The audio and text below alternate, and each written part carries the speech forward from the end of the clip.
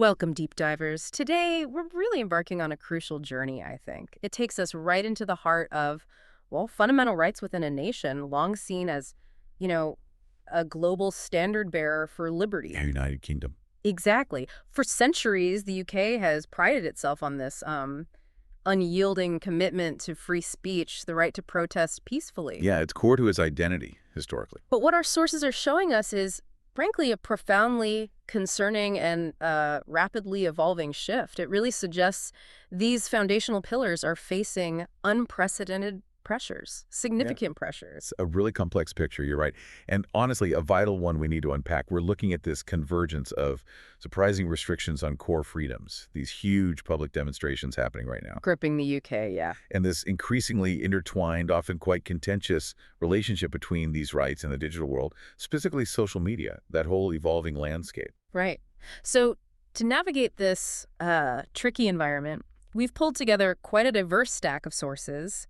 We have dug into reports from human rights groups like Liberty, the Open Rights Group, Respected organizations. examined detailed legal analyses, firms like DPG Law, and pulled from loads of news coverage. Guardian, Fox News, DD India, BBC, a real mix. A broad spectrum, definitely. And crucially, we've also folded in technical deep dives, internet architecture, stuff from the Electronic Frontier Foundation, other specialist platforms, just trying to get that holistic view, legal and digital frontiers. Yeah, you need both perspectives. Our mission for this deep dive is pretty clear, I think. We want to pull out the most crucial insights from all this. Help you, the listener, understand what's really going on. Exactly. Grasp the context behind these changes, understand their actual real-world impact on people, on society. And critically. And critically, explore the potential paths forward, especially for those determined to, well, maintain their digital freedom in what feels like an increasingly regulated space. Okay, let's unpack this then. We're starting by looking at what our sources are calling, quite starkly, the eroding pillars of free speech and protest in the UK. Right. And to set the scene properly, we have to acknowledge the foundation these rights are built on. It's not just tradition, is it? No, not at all. The right to peaceful protest, freedom of expression, they're legally protected. The Human Rights Act 1998. Right. And that act directly incorporates Article 10, that's your freedom of expression, and Article 11, freedom of assembly. From the European Convention on Human Rights. Precisely, the ECHR. These are just, abstract ideas. They are legally binding protections. They're supposed to safeguard fundamental liberties. Yet, despite that strong legal framework, our sources are pointing to this really worrying trend. Recent years have seen what they describe as an increasing incursion on these very rights. It feels like a systemic shift, sometimes gradual, sometimes surprisingly fast. That's exactly the concern, yeah. And what's really insightful here, looking at the sources, is how the UK, with its deep common law tradition, is kind of pivoting towards what you might call a precautionary principle in online governance and public order. Okay, precautionary principle, what does that mean in practice? Well, it essentially means platforms and even individuals are being mandated to anticipate and prevent harm rather than just reacting to it after it happens. That sounds like a big shift. It is. It's a significant departure from approaches you see in many other liberal democracies, where freedom of expression often gets priority until harm is demonstrably proven. Here, the onus is shifting towards prevention. So let's look at the legislative shifts driving this. The Police, Crime, Sentencing, and Courts Act 2022, that seems like a key one. A prime example, absolutely. This act brought in a new statutory offense, conspiracy to cause public nuisance. Conspiracy, so planning something. It's exactly. But maybe more broadly, and perhaps more alarmingly for protesters, it gave the police significantly expanded powers. Powers to impose conditions on protests that merely might disrupt day-to-day activities. Might disrupt. That's quite vague. It is vague, and the impact has been stark. Our sources point to lengthy prison sentences to peaceful protesters. That's deeply concerning when you think about how vital protest has been historically in British democracy. And it wasn't just that act, was it? There were those unlawful anti-protest laws, too, the ones Liberty challenged. You've hit on something crucial there. Liberty, the human rights group, successfully challenged regulations brought in by the then Home Secretary, Suella Braverman, in the Court of Appeal. That was a really significant win for protest rights. What was the core issue they challenged? It was about the threshold. The government had basically unlawfully lowered the threshold for police to impose conditions on protests. It went from needing serious disruption, which is quite a high bar, Right. down to anything deemed more than minor disruption. More than minor, that could be almost anything. Exactly. It was a massive overreach. Liberty argued it successfully, and critically, the government then quietly dropped its appeal against the ruling. So those specific rules are gone now. They've been quashed, Yeah. thrown out, which Liberty quite rightly called a victory for protest rights. Okay, so a victory there. But what about the people affected before the laws were quashed? Well, that's the next step. Liberty has been very clear demanding justice. They're calling for an urgent, comprehensive review of all arrests and convictions made under these laws they proved were unlawful. Because people might have been wrongly convicted. Precisely. They're stressing that justice now needs to be served for anybody wrongfully arrested or convicted under laws that, should never have existed in the first place. And our sources note these rulings mostly came down between May 2024 and May 2025. It shows that even when you win a legal battle, the effects of bad laws can linger. Yeah, the cleanup takes time. It does. And it's not just the 2022 Act. Building on those shifts, you've also got the Public Order Act. Another one. Another one. And it further solidifies this more restrictive environment. It increases the risk of arrest, of prosecution, for various protest-related activities. So multiple pieces of legislation are tightening things up. Together, yes. They represent a considerable tightening of the legal reins. And the subtle legal ambiguities, the broad discretionary powers given to police, it all creates this climate of uncertainty. Even peaceful organizers might hesitate now, worrying about disproportionate legal trouble. It creates a chilling effect, potentially. Yeah, that's the term often used, yes. So, to really understand how serious these changes are, we need to look beyond the laws themselves. Let's talk about the real-world consequences. The arrests, the sentences. Our sources paint a pretty vivid, sometimes chilling picture. They really do. Take the Just Stop Oil activists. Some were sentenced, get this, up to 5 years in prison back in July 2024. And for what? For discussing protest plans. On a Zoom call. On Zoom. A private meeting. A private virtual meeting, yes. Becoming the basis for such a severe charge. It's quite striking. It really is. That highlights this whole conspiracy angle you mentioned. It does. An expansive interpretation under the new laws. Now, it is important to note, the Court of Appeal did step in later, March 2025. They reduced those sentences, calling the original terms manifestly excessive. Okay, so they were reduced. But the initial sentence? The initial severity definitely sent a chilling message. It suggested that even just talking about potentially disruptive protest could land you in prison for years. A powerful deterrent. And it suggests the state is willing to step in much earlier now, before anything even happens. That seems to be the trend, yes. Yeah.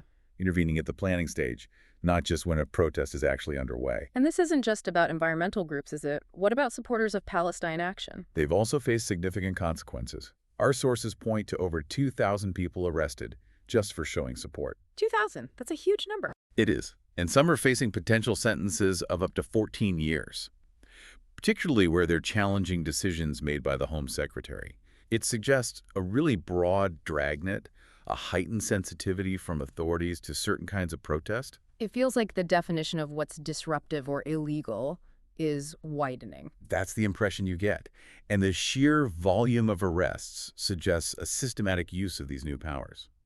Our sources use strong language, shocking cases, even an Orwellian crackdown. Orwellian crackdown, wow. And when you look at the individual examples, you sort of see why they're using that language. It's not just organized activist groups anymore. We're seeing this alarming expansion of scrutiny into everyday conversations, online and even offline. Like the case of the comedian Graham Linehan. Yes, the Irish comedian. Arrested, facing a court appearance around May 12, 2025.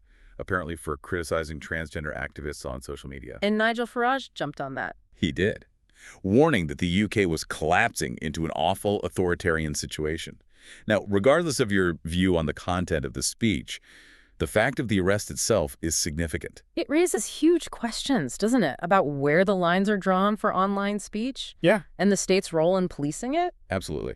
How quickly does criticism, even if some find it offensive, escalate into legal action? It blurs the line between just, online debate and actual criminal behavior. And then there was that case with the parents and the WhatsApp group, Maxie Allen and Rosalind Levine. That one is incredibly unsettling. January, Hertfordshire police arrest these parents over messages in a private WhatsApp group. Private group chat. Yes. 6 officers searched their home. They were detained for 8 hours. all apparently over remarks made about a school hiring process in this chat. 6 officers for WhatsApp messages. It truly makes you pause, doesn't it? It really does. When a seemingly private conversation can lead to that kind of police response, it fundamentally changes the game for just everyday digital communication. What does that tell us about how broadly public expression is being regulated? Well, it suggests an alarming level of scrutiny over private communications, a very broad interpretation of what might constitute a potential public order issue, even in spaces most of us consider private. And it's happening with journalists, too, Allison Pearson. Yes, the conservative columnist for the Daily Telegraph. Essex police launched an investigation into her November 2024 for an allegedly racist ex-post. She was criticizing the police response at pro-Palestinian rallies. So investigations into journalists' social media posts? Real, documented investigations into what people are saying online. It shows a very proactive approach to monitoring and, well, policing digital speech. And it's not just online, you said. There was a shopkeeper. Right, Rob Davies, a business owner advised by police to remove a handwritten note he'd put up in his shop about shoplifting. A handwritten note. Yeah. He refused and wasn't arrested, but the fact police intervened over a note in a shop, it signals this broader attempt to regulate public expression, even offline. It could definitely have a chilling effect on just local conversations. Then there's the case of Lucy Connolly. That seems particularly severe. Yes, jailed for 31 months for an allegedly racist message on X, the platform formerly known as Twitter. Following the Southport stabbings back in August 2024. Exactly. She called for mass deportations in the message. But critically, our sources note, she deleted the post within 4 hours. 4 hours, and still 31 months in jail. Still 31 months. It really exemplifies how quickly online comments, even if you take them back, can lead to what seem like disproportionate legal consequences. It sets a powerful precedent for self-censorship, doesn't it? Definitely. And it's not just speech being scrutinized, is it? You mentioned even silent prayer. Yes. This is where it gets into territory often described quite starkly as thought crimes. We're seeing cases involving Catholic pro-life campaigners. Like Isabel von Spruce. Her, arrested for silent prayer near an abortion clinic. Livia Bolt, arrested for holding a sign that just said, "Here to talk if you want." Just offering conversation. Apparently. And grandmother Rose Daugherty, arrested for a sign saying, "Coercion is a crime, here to talk if you want." All arrested for violating these buffer zone laws around clinics. Wow. Silent prayer, a sign offering to talk. It really pushes the boundaries of what we think of as an offense. It does. It raises fundamental questions about free expression, doesn't it? How far can the state go in regulating intentions or even thoughts? Many argue these cases cross a line, a deeply problematic one for a liberal democracy. It seems like a very fine line to walk. Extremely fine. And this brings us back to that persistent, tricky debate around legal but harmful content. Right, the Online Safety Act proposals. Initially, there were proposals for the act to mandate removal of content considered legal but harmful even to adults. Which were dropped, right, for adults. Yes. Those specific provisions were dropped in November 2022, partly due to free speech concerns. But the underlying debate hasn't vanished. It keeps resurfacing, especially after incidents like riots. So the idea is still floating around. It is. And our sources point out it raises this really fundamental philosophical question. Is the government potentially trying to force censorship that people don't actually want? By trying to define and regulate stuff that isn't illegal, but just deemed undesirable? The whole idea of the government deciding what's harmful but still legal, it's really contentious, isn't it? Hugely. Critics argue it could easily lead to arbitrary censorship, subjective enforcement based on who's in power, and again, that significant chilling effect on free expression. It feels quite paternalistic, the state deciding what's okay for adults to see, even if it's legal. That's a common criticism, yes. A sense that the state knows best, rather than trusting individuals to navigate diverse, even difficult, viewpoints. It seems the UK is really grappling with how to balance public safety and perceived harm with protecting fundamental rights in this rapidly changing digital and social world. Okay, so we've looked at the legal side, the individual cases. Let's shift focus now away from the laws and onto the streets, because these tensions are spilling out in very public ways. Definitely. This isn't just about obscure legal fights anymore.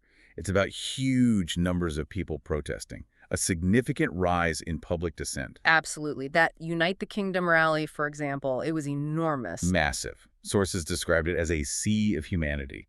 hundreds of thousands of protesters in central London. And described as one of the biggest right-wing demonstrations in modern UK time. Correct. This wasn't a small fringe group. It was a substantial show of force, of sentiment. And organized by Tommy Robinson. Yes, the well-known anti-illegal immigration and anti-Islam activist. He was front and center, declaring it the spark of a cultural revolution in Great Britain. Strong words. Very strong. Directly addressing the political establishment, saying things like, the traitors in Westminster are watching right now. They are cowering. They are trembling. And the placards carried by protesters. They captured that mood vividly. Things like, get them out, save our kids, even reportedly rip Charlie Kirk, referencing the American conservative figure. It really reflected this deep sense of perceived cultural and national grievance. And the people attending felt strongly. You mentioned quotes. Yes, our sources quote an elderly woman, traveled all the way from Merseyside. She called it a patriotic visit. Patriotic. Her words. This is our capital, she said, and our country is being inundated with the ideology which is trying to suppress us. Her son added, they wanted our country back. Powerful feelings. Very. Another attendee voiced this concern that one half can say, I do what I want, and the other half have to watch everything they do. A feeling of unequal treatment, a loss of traditional freedoms. These quotes really open a window onto the motivations. And there were controversies around the event itself, books being sold. Yes, that's worth noting. It speaks to the direct ideological element. Stalls nearby were openly selling Tommy Robinson's co-authored books, titles like Manifesto, Free Speech, Real Democracy, Peaceful Disobedience, and also Muhammad's Quran, Why Muslims Kill for Islam. So it wasn't just a rally, it was a platform for distributing specific ideologies. Very much so. Of course, these huge rallies don't just appear out of nowhere. There have to be underlying issues, catalysts, creating the right conditions for this level of dissent. Absolutely. And immigration is a huge one. Our sources say it has rapidly eclipsed concerns over a faltering economy to become the dominant political issue in the UK right now. That's a major shift in public focus. It is. And the numbers involved provide real fuel for that discontent. The UK is facing record asylum claims over 100,000 in mid-2025. 100,000. Plus, more than 28,000 migrants arriving in small boats in 2025 alone. These are substantial figures. They put immense pressure on public services, on local communities. And they feed directly into the narratives you hear at these protests, strain on resources, cultural change. Exactly. Yeah. And while the faltering economy might not be the main focus now, it definitely exacerbates things. Right. When people feel economically insecure, high inflation, slow growth, stretched services, the perceived strain from immigration becomes a much more potent issue. It provides this backdrop of general anxiety. And that anxiety can easily be channeled towards specific groups or policies. Precisely. The issue of housing migrants in hotels has been a real flashpoint too, hasn't it? A major one, yes, across the country. And specific incidents, like an alleged sexual assault at the Bell Hotel in Epping back in July, that became a trigger for mass protests against migrants locally. So specific incidents get generalized. Yes. Protesters explicitly blame illegal immigrants for taking up already scarce resources and allegedly worsening the crime rate. Even if there's no direct evidence linking the two broadly, specific incidents are used to fuel wider grievances. And this mix of factors, asylum numbers, hotels, economic worries, specific incidents, it's mobilizing certain groups. It's been a powerful mobilizing force for the far right, yes. Sources highlight serious concerns about the far right mobilizing up and down the country, specifically against refugee accommodation. So there's a fear of these sentiments rising. A palpable fear, yes. A fear that immigrants and asylum seekers are becoming the scapegoats for much broader societal problems. It shows how a complex issue gets boiled down into a simple, often inflammatory narrative that really energizes a certain part of the population. How have the government and counter-protesters responded to all this? It must be creating deep divisions. Deep divisions, absolutely. The government response has been, well, mixed. Prime Minister Keir Starmer publicly criticized the ideas and conduct of the rallyists. Vowed to end mayhem. Yes, and promised more police resources to manage protests. His business secretary acknowledged the migration crisis, but squarely blamed the previous Conservative government, calling it their free entry into the UK experiment. Lots of political finger-pointing. And this environment has helped Nigel Farage's Reform UK party. Significantly. Despite only having 5 MPs, they've seen a real surge in public support. Some polls even suggested Farage could become the next prime minister. Wow, and his rhetoric is pretty strong. Stark. Uncompromising. He describes migrant crossings as an invasion, advocates for automatic deportation, pulling out of international asylum treaties. Even if it breaks international law? He's acknowledged it would be a direct challenge to international law, yes. His populist message is clearly hitting home with a significant chunk of the electorate who feel ignored or left behind. But there are counter-protests, too. People pushing back. Oh, yes. A significant and vocal counter-movement. Around 5,000 counter-protesters, trade unions, anti-fascist groups marched separately in London, offering a direct rebuttal to the United Kingdom rally. Any prominent voices there? Diane Abbott, the MP, gave a powerful statement. She argued that Tommy Robinson's allies are some of the most anti-women forces in society, said they oppose equal pay, belittle sexual harassment, and just hide behind claims of protecting women. So highlighting the ideological battle lines, the intersectionality of it all. Exactly. It shows the deep ideological splits and how different issues get intertwined. And with such strong feelings on both sides, clashes must happen. They do. The Metropolitan Police had to intervene in confrontations between the rival groups. It shows just how volatile the atmosphere is and the constant challenge for police. Maintain order, but allow the right to protest. Now, underpinning so much of this is the role of online information and misinformation. Huge and often destructive. That tragic stabbing of 3 children in Southport in August 2024. Terrible. Awful. And it was followed by this firestorm of online misinformation. False claims spread like wildfire that a Muslim asylum seeker was responsible. Well, that wasn't true. Not true. But it fueled riots across the country. It's such a stark example of the double-edged sword of social media. It can mobilize people so quickly. For good causes, yes, but also for spreading lies and hate, leading to real-world violence, online harassment, immediate global spread of falsehoods. With devastating consequences. Absolutely, which makes it clear why authorities are so vigilant now. They see the urgent need to monitor digital platforms, try to prevent harmful actions both online and offline. But it's an incredibly tough balance, isn't it? Public order versus free speech, especially when lies spread faster than truth. An incredibly challenging environment, yes. Okay, this leads us perfectly into the next big piece, the tightening grip of social media censorship, and specifically the UK's massive Online Safety Act. Passed October 26, 2023. Yeah. Landmark piece of legislation. It's designed to fundamentally reshape how online content is regulated in the UK. It signals a really significant philosophical shift in how the government sees its role in the digital sphere. So what are the key parts of it? What does it actually do? Well, a core element is this new duty of care imposed on online platforms. Duty of care. Sounds important. It is. It means they are now legally required to take proactive action, not just wait for complaints.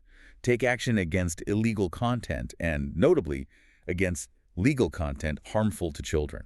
Ah, so the legal but harmful idea is still in there for children's content. Yes, specifically for protecting children. And this duty means platforms are being held directly responsible for the content they host. And if they don't comply? Steep fines. Yeah. Really steep. Up to 18 million, or 10% of their annual global turnover, whichever is higher. 10% of global turnover, that's huge. It makes non-compliance an incredibly costly risk, yeah. Designed to have real teeth. And who enforces all this? Ofcom. Yes, Ofcom, the UK's communications regulator, gets significant new powers. Unprecedented powers, really. Like what? They can block access to websites they deem non-compliant. They can issue mandatory transparency reports, forcing platforms to reveal how they moderate content. Blocking websites sounds pretty drastic. It is. But there's a nuance here, an important one. The Act also obliges large social media platforms to protect certain content. Protect? Like what? Democratically important content. Things like user comments on political issues and journalistic content. They're supposed to not remove that. Okay, so it's trying to balance removing harm with protecting political speech. That's the aim, yes. Though critics really question how effectively Ofcom can actually balance those competing duties in practice. It's a tough tightrope to walk. And the Act created new criminal offenses, too, targeting individuals, not just platforms. It did. Things like cyber flashing, sending unwanted images of genitals is now an offense. Sharing or threatening to share intimate images without consent, also illegal. These address specific, recognized harms. Makes sense. What about false information? It updated the false communications offense, Section 179. But to be prosecuted, it's quite specific. You have to prove the person knew the information was false. Okay, knew it was false. And that they intended to cause non-trivial psychological or physical harm. Non-trivial harm. That sounds like a high bar to prove in court. It potentially is, yeah. Proving both knowledge of falsity and that specific intent might be difficult. It might limit prosecutions to only the most clearly malicious cases. Like that guy, Dmitry Stoica. What did he do? He got 3 months jail for falsely claiming on TikTok he was running for his life from rioters in Derby after the Southport stabbings, clearly intended to cause alarm.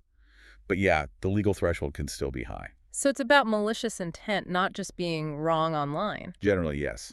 But the act also dives into age verification, and that stirred up a lot of privacy concern. Ah, yes, age verification. How does that work? Well, it mandates what sources call privacy-intrusive age verification for sites hosting user-generated content. User-generated content, so forums, social media, Wikipedia. Potentially, yes. Concerns have been raised about its sweeping application from Wikipedia right through to major social media platforms, and we've seen a public reaction. Like what? A noticeable spike in people in the UK downloading VPN services, specifically trying to get around these age verification requirements. It suggests pretty widespread unease about the data collection and privacy implications. People don't want to hand over ID just to browse forums. Seems not. And then there's the really contentious part, the bit that's caused huge friction with big tech. General monitoring and encryption. Right. This is where it gets really fundamental. This is where it gets really interesting, yeah. It touches the core right to private conversation. Our sources say the law, as written, could mandate general monitoring of all user content. Monitoring all user content. That's the fear. And, even more profoundly, that it could undermine our right to have a private conversation and the tech that protects it, like end-to-end encryption. The encryption that things like WhatsApp use. Exactly. And the pushback from the industry has been incredibly strong. Meta, who run WhatsApp and Facebook Messenger, and Apple, they've basically said they'd rather pull their services out of the UK entirely than compromise their encryption standards. They see it as absolutely non-negotiable for user privacy and security. That's a huge stand to take, pulling out of a major market like the UK. It shows how seriously they view the threats.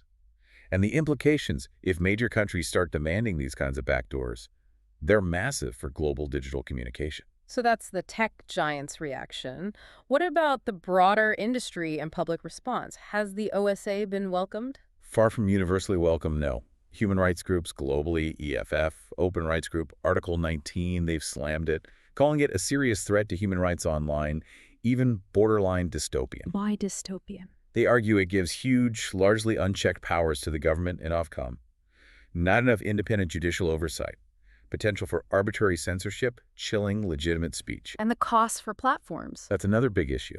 The cost of compliance, especially for smaller platforms, can be prohibitive. Some argue it actually ends up consolidating power with the big tech companies who can afford it. Have we actually seen platforms react negatively, like closing down or blocking users? Yes, we have. And these aren't minor things. Some smaller websites, often vital for niche communities. London Fixed Gear and Single Speed, a cycling forum. Gone. Microcosm, a forum hoster. Closed down. All citing the prohibitive compliance costs. So digital communities just disappearing. Directly lost. Others have just blocked UK users entirely. The alt-tech social network Gab, the AI platform Civet.ai, they've just said, nope, UK users can't access us. Creating a sort of fragmented internet for people in the UK. Yes, walling them off from certain global platforms to avoid the regulatory hassle and the potentially crippling fines. Even Wikipedia challenged it, didn't they? A nonprofit. They did. That speaks volumes about the Act's broad reach. In May 2025, the Wikimedia Foundation launched a judicial review. They were worried about potentially being designated a Category 1 service under the Act. Why was that a problem for them? They feared it would compromise their whole open editing model, that it could invite state-driven censorship or manipulation, especially if they were forced to verify contributors' identities. What happened with that challenge? Well, the High Court initially gave permission for the review, but then rejected the challenge in August 2025. The reasoning was basically that Wikipedia hadn't actually been designated Category 1 yet. So wait and see. Essentially, yes. The court left the door open for a future challenge if they get designated. Wikimedia said they'll be watching closely. It really highlights the unique problems the Act poses for non-commercial, user-generated platforms. And the general public, how have they reacted beyond using VPNs? There was definitely a backlash. A petition on the UK Parliament website calling for the law to be repealed got over 500,000 signatures. 500,000. That's significant. It shows real public concern. That, plus the VPN usage, points to widespread unease about privacy, freedom of access, the whole digital experience under this act. So how is Ofcom actually implementing all this? It sounds like a mammoth task. It is, and they're moving fast. They've already published their first codes of practice and guidance on tackling illegal harms. 4 months ahead of schedule, actually. What kind of illegal harms are covered initially? The serious stuff. Terror content, hate speech, fraud, child sexual abuse material, content assisting or encouraging suicide. The rapid rollout shows how urgently they view getting these measures in place. And what are the deadlines for tech firms? When do they have to comply? Okay, so they had until March 16th, 2025, to assess the risks of illegal content on their platforms. Then, from March 17, 2025, they have to start implementing the safety measures outlined in Ofcom's codes. A tight timeline. Does it apply to everyone equally? It applies to all sites and apps, but there are additional, tougher requirements for larger or higher-risk platforms. So it's a kind of tiered approach. And more rules are coming in 2025. It's not done yet. No, 2025 is set to be a year of continuous change. January. Final age assurance guidance for porn sites, children's access assessments, February. Draft guidance on protecting women and girls, April.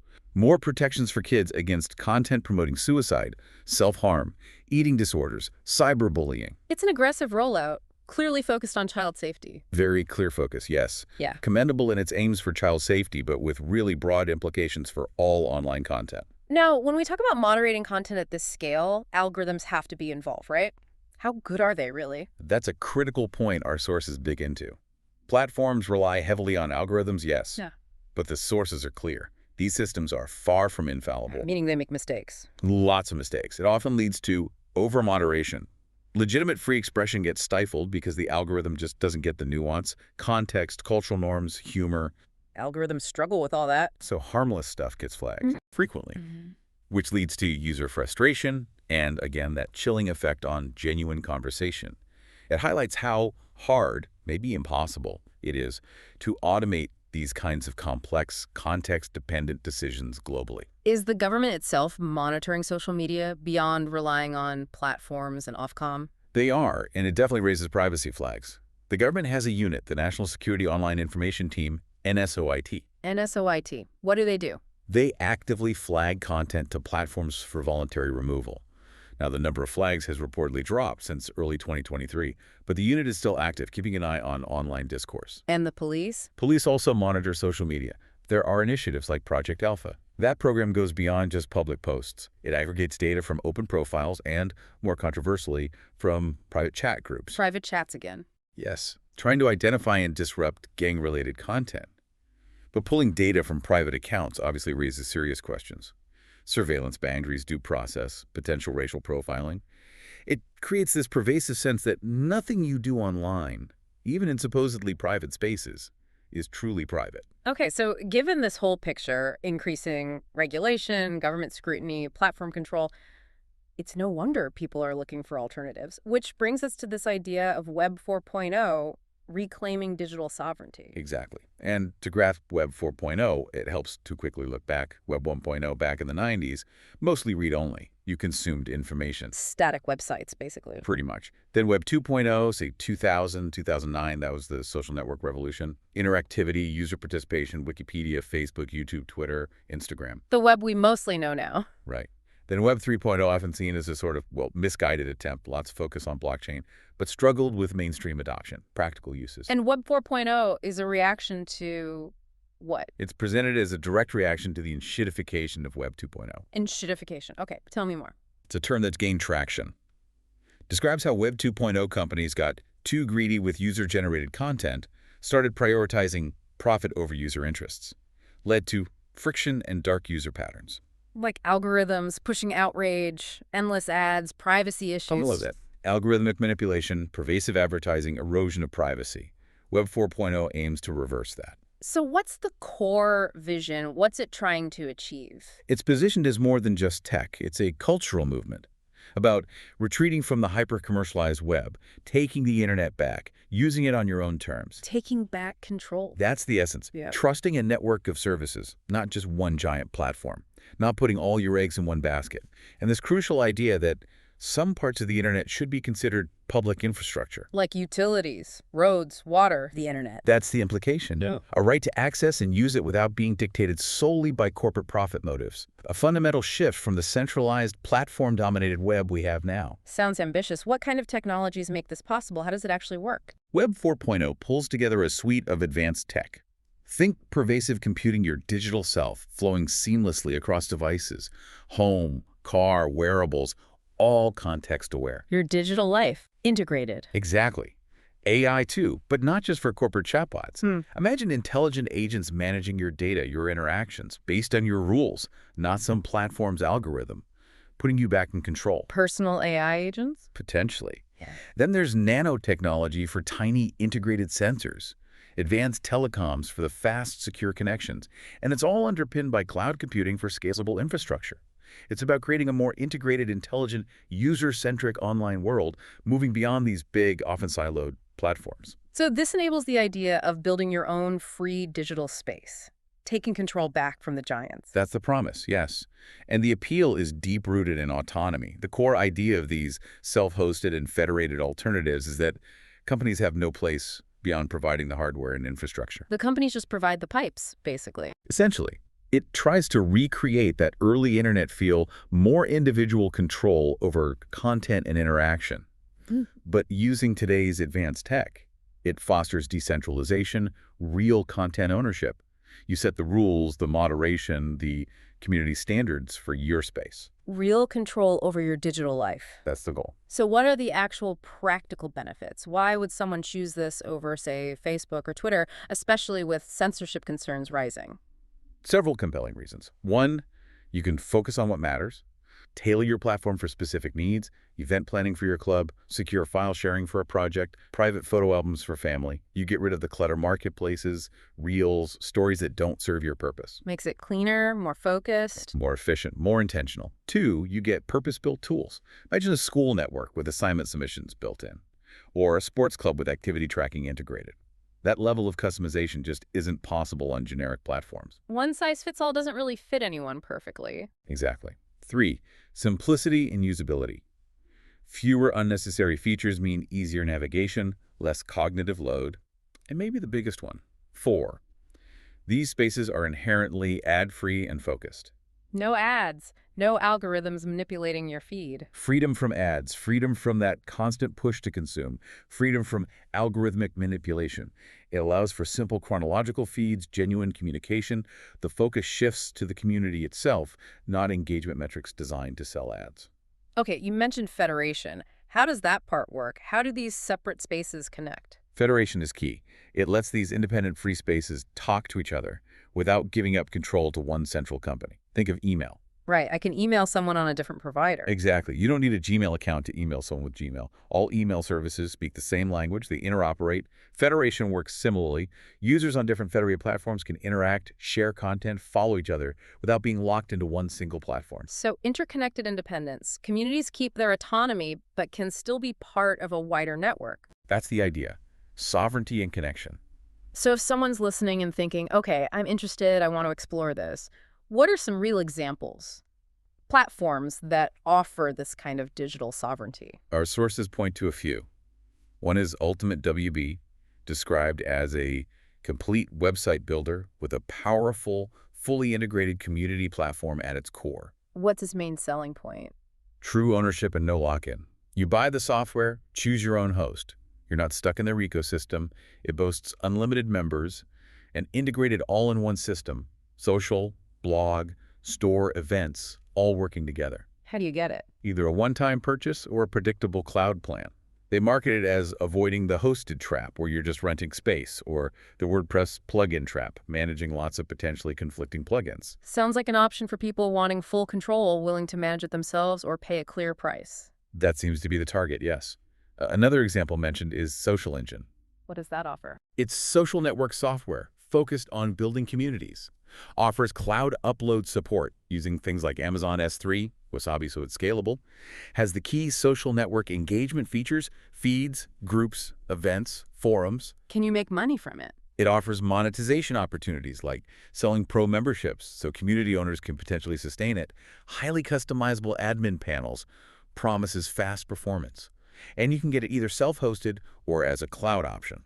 Gives you flexibility. Okay, so different models available, and there was one more specifically flagged as a Web 4.0 solution. Yes, Web4.community from Linkspreed, explicitly referenced in the sources as an example of a Web 4.0 solution, with Linkspreed's CEO noted as someone shaping the future of Web 4 with innovation and community.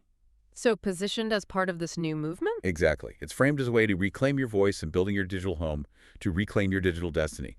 Choosing a community-based internet hosted in the cloud, giving yourself that free space away from the censorship and hyper-commercialization of the mainstream platforms. Really leaning into that Web 4.0 ethos of decentralization and user control. That's the pitch, yes.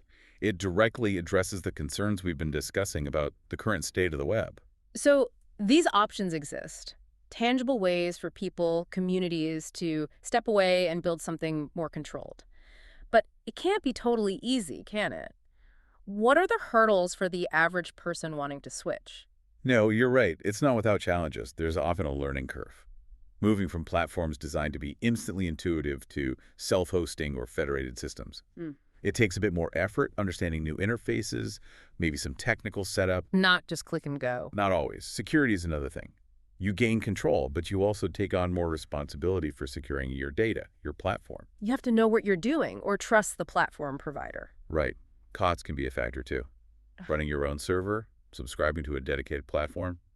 It might have cost that free ad-supported services don't, though some argue you pay with your data on those. True. And getting your friends to join. That's the big one, the network effect. Convincing your network to move to a new, smaller platform when everyone's already comfortable on the giants. That's tough. It's a cultural shift, not just a technical one. But these platforms are working on making it easier. Okay. We have covered a huge amount of ground today, really critical landscape. Definitely. From that deeply concerning erosion of free speech and protest rights in the UK, the laws, those startling arrests pointing to a real tightening of the reins. The legislative shifts, the real-world impact. To the massive public dissent playing out on the streets, fueled by complex stuff, immigration, the economy, and how fast misinformation spreads online. Yeah, the protests and their drivers. We also dug into the Online Safety Act, that tightening grip on social media, its huge powers, the resistance from industry, the public backlash. A whole regulatory landscape and its controversies. And crucially, we explored the alternatives, this emerging idea of Web 4.0. A compelling vision, potentially. More decentralized, user-controlled internet. With specific examples, Ultimate WB, Social Engine, Web4.community platforms actually enabling people to build their own free digital spaces. A possible counter-narrative to all that centralized control. Offering potential paths forward. Now, these issues we focused on in the UK, while specific to there, they're not happening in a vacuum, are they? Not at all. They resonate deeply with global trends. Digital rights, information control, that constant tension between state power and individual liberty. You see variations of this playing out worldwide. So what happens in the UK, especially given its history with liberty, can almost be like a preview or a reflection of challenges elsewhere. It often serves that purpose, yeah. Gives us all cause for reflection wherever we are. So what does this all mean for you, our listener, as you try to navigate your own digital life in this world that feels increasingly regulated, increasingly centralized? Governments, tech giants defining the boundaries of what you can say, share, even think online. How much responsibility do individuals actually bear to actively seek out, maybe even cultivate, their own free spaces online? And here's where it gets really interesting, I think. What are the long-term consequences if we don't? If we collectively just fail to engage with these alternatives, if we let our digital lives be totally dictated by these external, often quite unaccountable forces. What does that mean? Not just for our personal expression or privacy, but for the very fabric of democratic discourse itself. It's a huge question, one that definitely demands your attention long after this deep dive is over, and maybe, just maybe, encourages you to explore what your own digital sovereignty could actually look like.